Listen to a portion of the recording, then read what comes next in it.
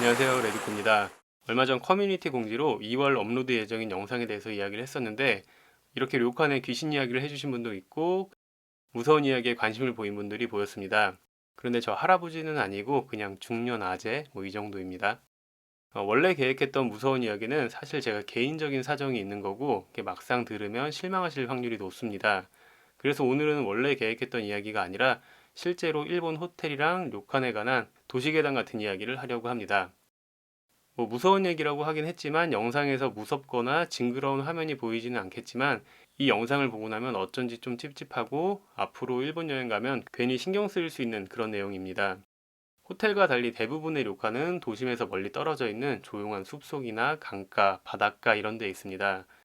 혼자 여행 가서 료칸에서 자면 무섭다고 하는 분들도 종종 있는데, 이 영상을 보면 조금 더 무서워질 수도 있습니다. 누군가의 여행을 완전히 망쳐버릴 수도 있는 그런 내용이기 때문에 조금 망설여지기도 한데, 혹시 걱정되는 분들은 여기까지만 보는 것도 좋을 것 같고요. 뭐 이렇게 보지 말라고 하면 또 더 보고 싶은 게 사람 마음이니까 이제 판도라의 상자를 한번 열어보도록 하겠습니다. 료칸이나 호텔에 가면 객실 벽에 대부분 이렇게 액자가 걸려 있습니다. 구글에서 료칸 액자 뒷면 뭐 이렇게 검색을 해보면 제법 많은 결과가 보입니다.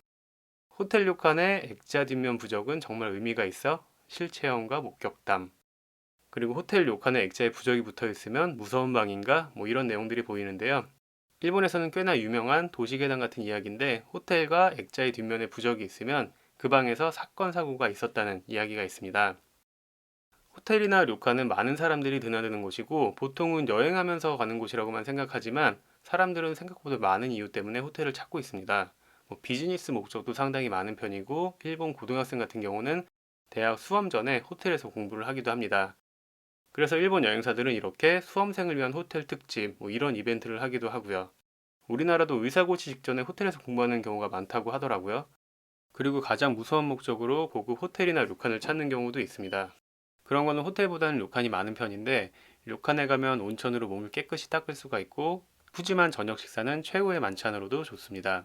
이런 이유 때문에 료칸에서 1인 예약을 받기 꺼려한다는 이야기도 있고, 실제로 료칸에서 극단적인 선택을 하는 경우가 많았다고 합니다. 그래서 이런 사고가 나면 영혼을 달래기 위해서 방에 부적을 묻혀놓는데, 비교적 눈에 띄지 않는 액자의 뒷면에 붙여둔다는 이야기가 있습니다. 하지만 저는 쫄보기 때문에 이 이야기를 알고도 한 번도 액자 뒷면을 본 적이 없고 앞으로도 보지 않을 겁니다.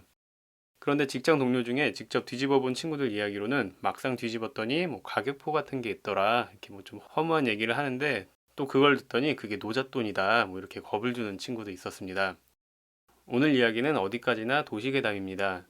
선풍기 틀어놓고 자면 안 된다거나 뭐 땅에 떨어진 음식을 3초 안에 주워 먹으면 괜찮다 뭐 이런 거랑 비슷한 이야기니까 너무 신경 쓰지 마시고, 그래도 혹시 모르니까 일본 호텔이나 료칸에 가면 액자를 뒤집어 보지는 마세요.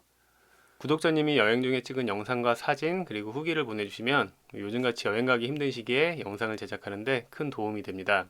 어느 지역이든 어느 숙소든 상관없으니까 메일로 보내주세요. 그럼 오늘 영상은 여기까지 하겠습니다. 감사합니다.